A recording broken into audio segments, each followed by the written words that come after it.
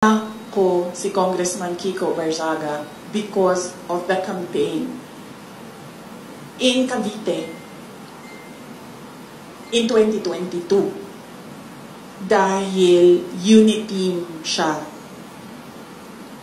Ang pagkakaalam ko, ang mga magulang niya, hindi sila for the unity. Your comment daw po sa pagbansag ng pakawala niyo daw si Congressman Kiko Barzaga of Cavite, especially with his antics last weekend. Hindi ko...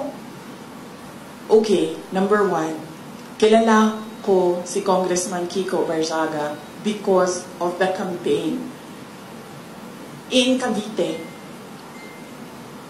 in 2022 dahil unity siya. Ang pagkakaalam ko, ang mga magulang niya, hindi sila for the unity. Ang maalala ko, yung mga magulang niya, Sara only. Pero si Congressman Kiko Barzaga was for the unity. Hindi ko alam kung nagkausap man kami from that time na nagkita kami sa kampanya hanggang ngayon, kung meron man, pero ang huling maalala ko na nagkausap kami is doon sa rally ng Unity sa kanila, sa Dasmariñas, Cavite. Hindi ko pakawala si Kiko Barzaga. Sa tingin niyo ba, sa personality ni Congressman Kiko Barzaga, isa siyang tao na ma-handle ng kahit sino man?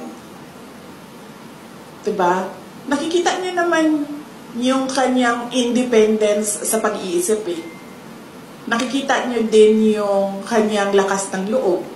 Nakikita niyo din yung prinsipyo niya.